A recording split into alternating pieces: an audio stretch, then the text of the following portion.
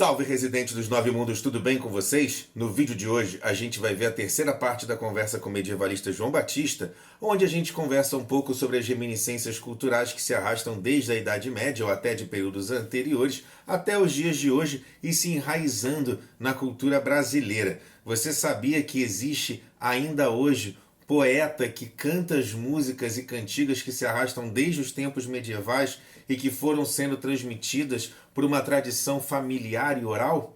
Pois é, a gente vai ver um pouco disso e sobre como outras expressões relacionadas ao medievalismo influenciam no nosso dia a dia, inclusive alguns assuntos mais polêmicos. E por conta disso, eu vou pedir que vocês fiquem até o final do vídeo só para fazer alguns pequenos levantamentos sobre esse assunto, já que a gente passou muito rápido por ele, demos só uma pincelada e é um assunto um pouco mais delicado, beleza? Então, muito obrigado, eu espero que vocês aproveitem aí essa terceira parte da conversa e até daqui a pouco.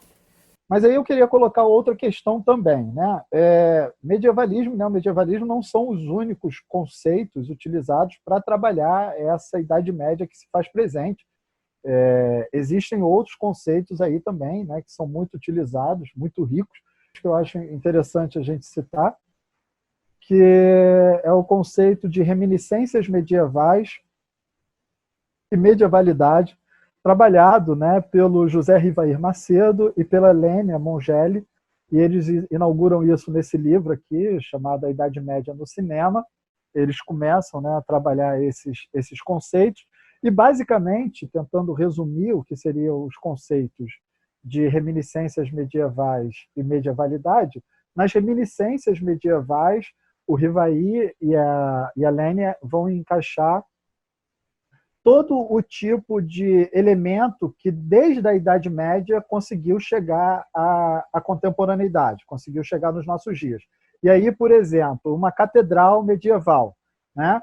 É lógico que a gente tem que compreender que uma catedral ela pode ter passado por algumas modificações, você consegue perceber elementos de estilos arquitetônicos históricos posteriores que foram acrescentados naquela catedral. Mas, em sua grande parte, a catedral ela é uma reminiscência da Idade Média, né? Um castelo medieval erguido lá no alto de uma colina, ele também estaria dentro desse conceito deles, inseridos numa reminiscência medieval. Eles chegam a falar até de algumas práticas, como, por exemplo, uma procissão no dia de Corpus Christi, que existe desde a Idade Média e que hoje ainda é praticado, né? Essa procissão, apesar dela não ter a mesma característica que tinha na Idade Média, ela é uma reminiscência medieval. Por outro lado, você vai ter a medievalidade. Para eles, a medievalidade seriam essas, e aí sim, essas diferentes recepções e reapropriações da Idade Média, seja ela fantasiosa, e aí a medievalidade do Rivair e da Lênia, ele parece ser um conceito que abarca tanto o medievalismo quanto o neomedievalismo, né? Tudo isso para eles vai estar dentro da medievalidade. Ela pode ser mais fantasiosa, mais associada a esse universo do Senhor dos Anéis, de Game of Thrones e tudo mais, ou ela pode ser mais histórica. E aí o próprio Rivair vai citar a prática do historical reenactment e do living history, aonde certos critérios de historicidade são levados em consideração.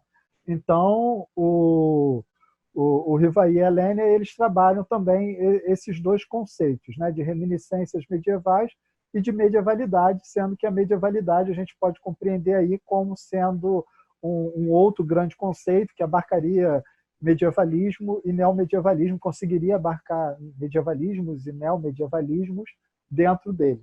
A residualidade cultural ela foi trabalhada pelo Raymond Williams e depois pelo Roberto Pontes aqui no Brasil, que é um teórico que estuda literatura, né, brasileira. E esse conceito da residualidade medieval nos ajuda a compreender, por exemplo, como que a literatura de cordel, como que a literatura do Ariano Suassuna, ela está repleta de elementos do medievo.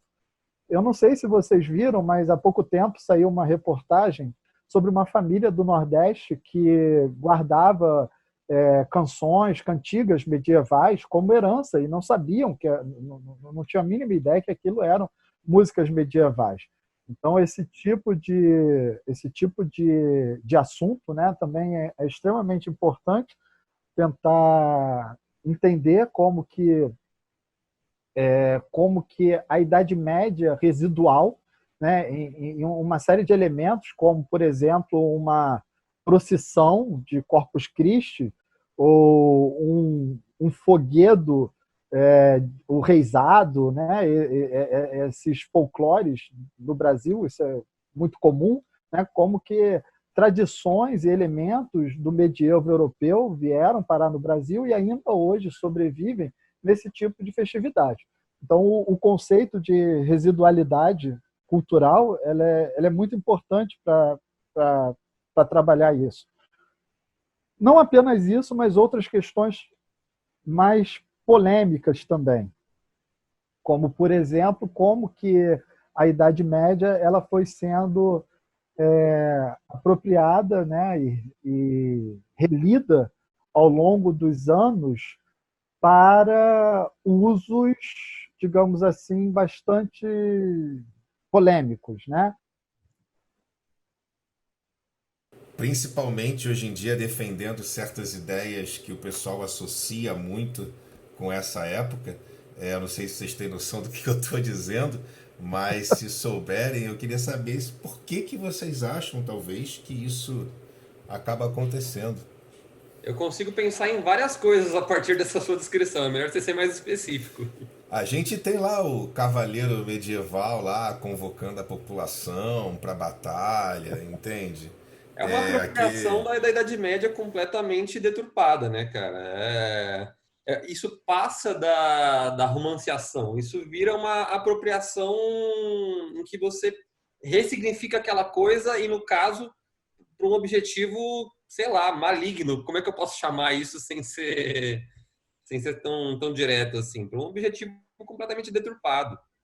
Eu, É, eu acho que isso não tem a mínima condição de ser levado a sério, minimamente, assim. não, mas Rafael, eu talvez discorde um pouco com você, que eu acho que a gente tem que levar isso muito a sério. A gente tem que levar isso muito a sério. O Álvaro Bragança, que é professor da UFRJ de Letras, extremamente importante, um medievalista muito conceituado, e que trabalha também, ele trabalha com o conceito de residualidade medieval. Ele tem um texto, se não me engano o nome é Resíduos do Mal, ou alguma coisa parecida, em que ele fala sobre como que a Alemanha nazista se apropriou, né, das imagens dos vikings, Sim, das imagens da Idade Média para construir esse imaginário, né, do guerreiro que vai à guerra, valente e tudo mais, e como que ainda hoje a imagem do viking pode estar sendo aí apropriada e utilizada em grupos do que nós chamamos do neonazismo.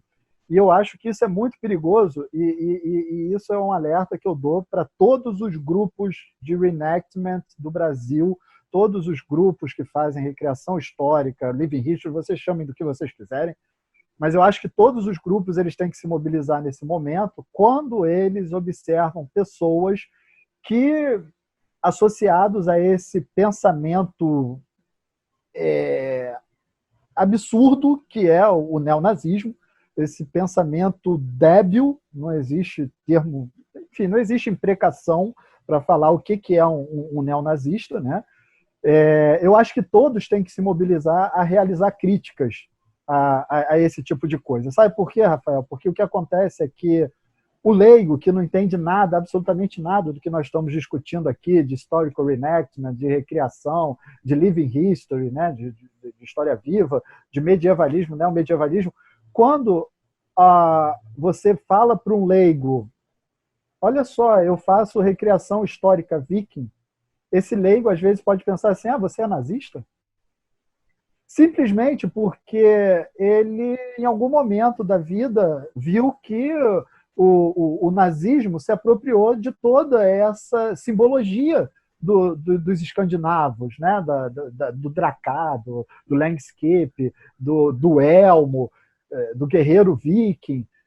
Então, particularmente, eu tenho muito medo quando eu falo que pratico historical reenactment, living history, e alguém que não entende muito bem o que é isso pode fazer uma associação com o fato de eu ser um neonazista ou um neofascista, tanto que nós sabemos que eventos de recriação histórica muitas vezes são repletos desse público, né? Muitas vezes é uma parada que eu acho que faz até parte da questão do estudo, de entender direito o que está fazendo, porque principalmente quando se vai buscar referências lá fora, você acaba muitas das vezes dando de cara com essas pessoas, dependendo do caminho que você pega, é meio que uma ladeira sem fim, porque não tem as várias pontas soltas, né? Não existe a preocupação de aparar.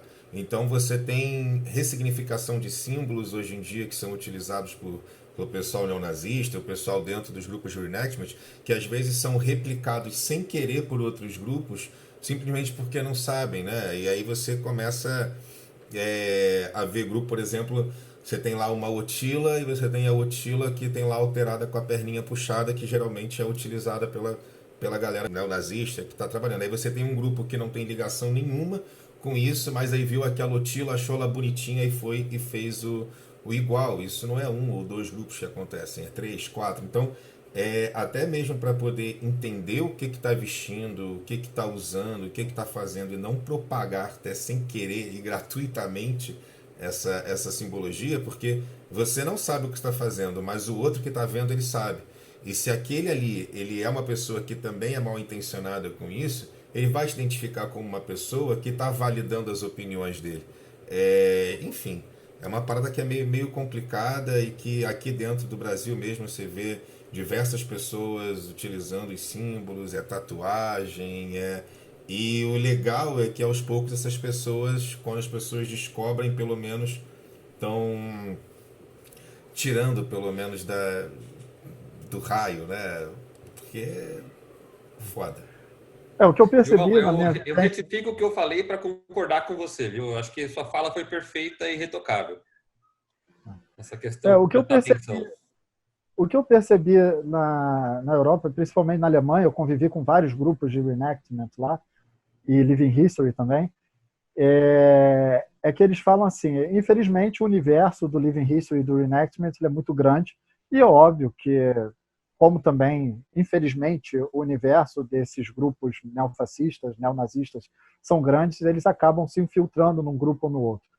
Mas o que se percebe é que quando os grupos mais sérios, porque a gente tem que pensar que se o cara faz um reenactment ou um living history a sério, ele tem que estudar muito história, ele tem que estudar arqueologia, ele tem que compreender disso tudo, e não é razoável para alguém que estuda história, que estuda arqueologia, se associar a um pensamento neonazista. Então, o que acaba acontecendo é que os grupos mais sérios, quando vêm esses grupelhos que usam o reenactment simplesmente para divulgar, para propagar uma ideologia de ódio, uma ideologia autoritária, que é o neonazismo, eles se afastam. E esses grupos acabam virando grupos muito periféricos, que ninguém se dialoga com eles, que ninguém tem interesse de se aproximar deles. E eu acho que, por isso que eu reitero, Rafael, essa importância da gente discutir isso, e discutir isso muito profundamente dentro dos grupos de recriação histórica. Porque tem aquela história, né? Na Alemanha, se você tem 4 pessoas sentadas numa mesa e um nazista senta nessa mesa e ninguém se levanta, você tem uma mesa com 5 nazistas. Então, eu acho que se as pessoas não se opõem, não criticam, não fazem uma... Eu acho que tem que ser execrado mesmo, publicamente, pessoas que fazem isso e grupos que porventura façam isso. Eu acho que a gente acaba contribuindo, né, para as pessoas, os leigos, associarem o recreacionismo histórico, o historical reenactment e o living history a ideologias completamente equivocadas como essa. Eu concordo completamente com o que você falou. Retifico o que eu tinha falado antes. apenas para retomar o exemplo do cavaleiro, né? O cavaleiro, aquele vídeo ridículo, aquele vídeo insólito, não tem também adjetivos para aquele vídeo do cavaleiro conclamando as pessoas para uma manifestação autoritária, lembrando que ele está associado também a grupos fascistas e neonazistas. Eu acho que aquela ali é a expressão fenomênica do que o mau uso da Idade Média é capaz de produzir, né?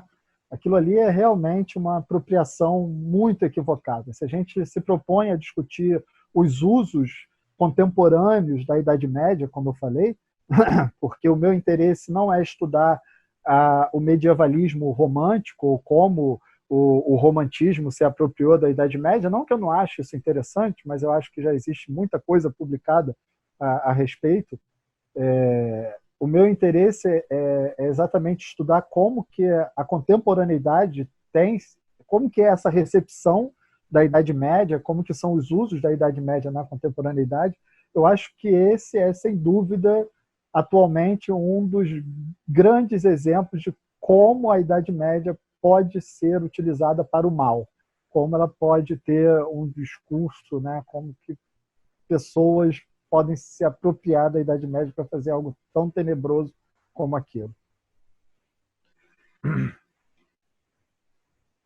Cara, não sei nem mais o que dizer depois de tudo isso. Pois é, pessoal, essa reapropriação, essa usurpação e essa ressignificação de símbolos é utilizada para poder justificar argumentos que não têm justificativa.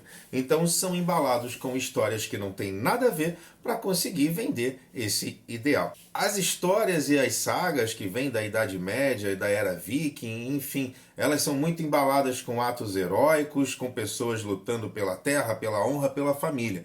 São contextos completamente diferentes, mas esse sentimento é utilizado hoje em dia misturado com movimentos ultranacionalistas, com ideias colonialistas, racistas, preconceituosas e que não existem justificativa. Então, acabam sendo mistificadas através de todos esses contos e acabam sendo vendidas por aí.